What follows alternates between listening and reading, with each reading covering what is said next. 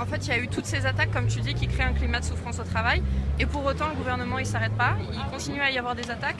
Mais là, c'est une attaque un peu d'ensemble, puisque c'est celle de la réforme des retraites. Est-ce que toi, tu vois ça comment en tant que prof, cette réforme des retraites ? Il faut arrêter la réforme des retraites, qui vient liquider purement et simplement le droit à prétendre à une retraite. Parce qu'en fait, on n'a plus la possibilité de savoir à quel âge on peut partir. On ne sait plus avec combien on va partir. Parce que là, même les précédentes réformes qui étaient inacceptables, mais on est toujours dans le système de la répartition, avec un système calculé sur les 6 derniers mois. Donc on sait combien on va partir, 75% du salaire versé les 6 derniers mois, et ainsi de suite. Là, c'est impossible de savoir, puisque c'est avec la base des points. Donc le droit même de prétendre à une retraite est balayé. Il s'agit de l'arrêter. On sera vraiment impacté par cette réforme. Donc justement, on espère qu'on sera assez mobilisé le 5 décembre, donc en reconductible. Car en fait, c'est vraiment un enchaînement de réformes, donc aussi bien à l'école que pour nos salaires, nos retraites. Au bout d'un moment, en fait, il y en a marre, quoi, et ça ne peut plus durer. C'est une claque, c'est un coup de poing dans nos tronches, en gros. Cette réforme des retraites, elle va diminuer nos pensions entre 300 et 900 euros par mois. Dans un ministère où on est déjà très mal payé, où nos pensions ne sont pas énormes. Ok. Pour toi aujourd'hui, pour faire reculer le gouvernement sur notamment la réforme Blanquer qui, comme tu le décrivais, a produit beaucoup de souffrance au travail, et là cette retraite qui arrive, qu'est-ce qui est un peu la solution pour faire reculer le gouvernement sur toutes ces attaques successives ? Alors effectivement, on a un gouvernement qui est quand même assez, on va dire, qui fait la sourde oreille depuis un certain nombre d'années.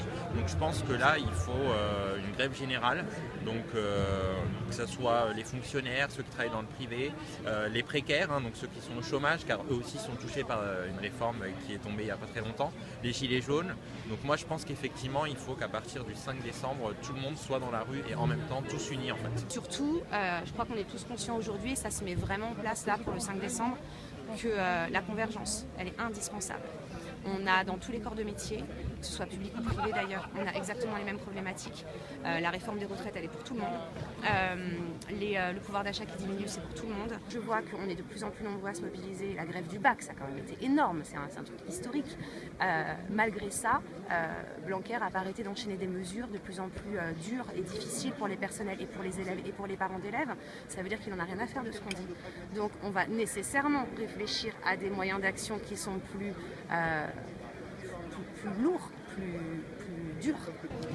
Dans une situation où à la RATP, ils ont lancé la grève illimitée à compter du 5 décembre pour dire maintenant, c'est plus les journées saute-mouton une fois de temps en temps, c'est plus les journées d'action une fois de temps en temps, maintenant c'est la grève tous ensemble pour arrêter le gouvernement déjà sur la réforme des retraites. C'est la question d'arrêter ce gouvernement pour l'arrêter certes sur la réforme des retraites, mais par ailleurs se donner le meilleur moyen de l'arrêter sur tout le reste. Parce que pour qu'il n'y ait plus le problème de la souffrance au travail, d'une certaine manière, on le sait un peu tous, que c'est pas que une mobilisation d'institut ou une mobilisation de profs qui va les arrêter, même s'il faut quand même le mener. Il faut le faire, il faut faire ce qu'on fait aujourd'hui. Mais fondamentalement, c'est la question de préparer les conditions pour que ce gouvernement, on le stoppe. D'accord. Et donc ça s'inscrit là-dedans. Et qu'on le stoppe en interprofessionnel et en reconductible, comme On tu le viens de stoppe l'expliquer. par tous les moyens. Pas que d'ailleurs. Là, je vois ce qui se passe chez les cheminots en ce moment même. Est formidable. J'ai vu là au centre de Châtillon, ou là au centre de Saint-Denis, moi je suis de Saint-Denis, il y a les cheminots du Landy là, qui sont en grève sur quelque chose de très particulier, enfin qui sont sur leurs revendications propres. Mais en même temps, ça pose la question, ils sont en grève et ils reconduisent tous les jours et ils disent maintenant on y va, parce que pour gagner quoi que ce soit, c'est la question d'arrêter le travail et de reconduire. Et c'est dans tout ce contexte-là que ça s'inscrit et que du coup la discussion de l'interprofessionnel. Ok, je te remercie.